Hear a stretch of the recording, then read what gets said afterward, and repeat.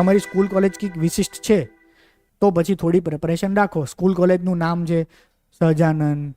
તો સહજાનંદ સ્વામી વિશે સવાલ પૂછે, બરાબર. વિવેકાનંદ કાં તો ગાંધીજીના નામ ઉપર, સરદારના નામ ઉપર, તમને ખબર છે એવા કોઈ પર્સનાલિટીના નામ ઉપર છે, અથવા કોઈ પણ સોશિયલ સર્વિસ રિફોર્મર વોટ્સએપ, ઓબ્વિયસલી એ વ્યક્તિ વિશે વાંચવું પડે,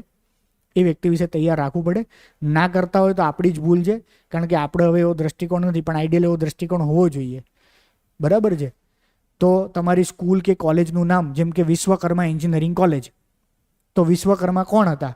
બરાબર, એમના વિશે તમને થોડુંક ડિટેલ નોલેજ સારું એવું હોવું જોઈએ, બરાબર છે. તો સ્કૂલ કોલેજનું નામ, સ્કૂલ કોલેજની ખાસિયત, એના વિશે કંઈ ડિફરન્ટ હોય, એના વિશે કંઈ સ્પેશિયલ હોય, એના રિલેટેડ કંઈ કરંટ અફેર્સમાં કંઈ ન્યૂઝમાં છે નજીકમાં, તો એ થોડું વિચારી રાખો. સ્કૂલ કોલેજ સિવાય તમારા ગ્રેજ્યુએશનવાળા થોડા સવાલો પૂછાય. ગ્રેજ્યુએશનવાળા જનરલી બેઝિક ક્વેશ્ચન્સ પૂછાય, બહુ જ બેઝિક ક્વેશ્ચન્સ એવા કે તમારું જે ગ્રેજ્યુએશન છે એ ગ્રેજ્યુએશનના બેઝિક મોટા સિદ્ધાંતો, જેમ કે ફિઝિક્સ હોય તો ફિઝિક્સના સામાન્ય નોન ફિઝિક્સવાળો માણસ પણ, જેમ કે તમે બધાએ કદાચ ફિઝિક્સ ના હોય, કોમર્સ કે બીજા કોઈ આર્ટ્સમાંથી હોય, તેમ છતાંય તમે ફિઝિક્સ શબ્દ પડે તમારા મગજમાં કેટલા 5, 7, 10 વિચારો આવે, બરાબર. તો એવા કોમન બેઝિક ફિઝિક્સના સિદ્ધાંતો, મોટી વસ્તુઓ,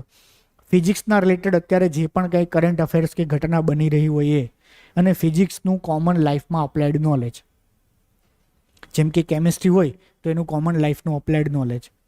બરાબર. સિવિલ એન્જિનિયરિંગ હોય, બીજું, ત્રીજું, ચોથું, પાંચમું, જે પણ કંઈ ગ્રેજ્યુએશન હોય એ ગ્રેજ્યુએશનનું અપ્લાઇડ નોલેજ તો ખ્યાલ હોવું જોઈએ. જેમ કે મારું ડેન્ટિસ્ટ્રી છે,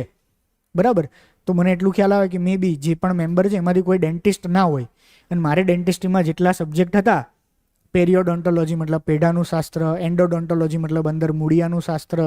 તો આ બધું કંઈ પેરિયોડોન્ટોલોજી ને એન્ડોડોન્ટોલોજી ને ઓર્થોડોન્ટિક્સ ને આ બધું એ લોકોને ના નોલેજ હોય, મારે એના ચોપડા ફેંદવાની કોઈ વસ્તુની જરૂર નથી. પણ એટલા લોકો એ 60ની આસપાસ એજમાં હોય, 65ની આસપાસ એજમાં, 100% એમણે કોઈ ડેન્ટિસ્ટની વિઝિટ કરી જ હોય,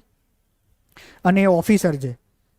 થોડા ઇન્ટેલેક્ચ્યુઅલ લેવલના છે, તો બીજા માણસ જેવું એવું નહીં કે ડેન્ટિસ્ટ એને સાદી ભાષામાં સમજાવે કે તમારે પેલું શું કહેવાય, નસો તમારી પેલી થઈ ગઈ છે, ખોટી નસો ભરવી પડશે અને ઉપર સિમેન્ટ ભરવો પડશે, બસ એમ કરીને એને સમજાવે. પેલો માણસે સવાલ પૂછવાનો છે, બરાબર, કે આને આરસીટી કહેવાય, આરસીટીમાં શું હોય, રૂટ કેનાલ ટ્રીટમેન્ટ, તેમાં તમે કયું મટીરિયલ ભરો છો, પેલો કે સાહેબ આ લેટેસ્ટ મટીરિયલ નવું આવ્યું છે, પછી કે ઉપર કેપ આવે તો કે કયા પ્રકારની કેપ આવે, મેટલની આવે, સિરામિકની આવે, અત્યારે સાહેબ નવું મટીરિયલ ઝિર્કોનિયમ આવ્યું છે, ઝિર્કોનિયમની કેપ આવે, એમાં તો આ ફાયદા, જે પણ કંઈ બીજી 4, 5, 7 ટ્રીટમેન્ટ વસ્તુ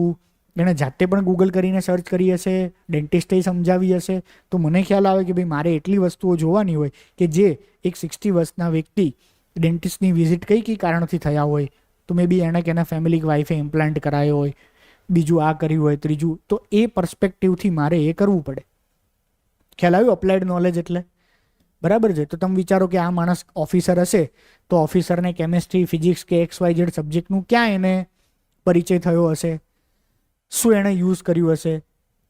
તો તમારા ગ્રેજ્યુએશન રિલેટેડ બેઝિક્સ જે બહુ મોટા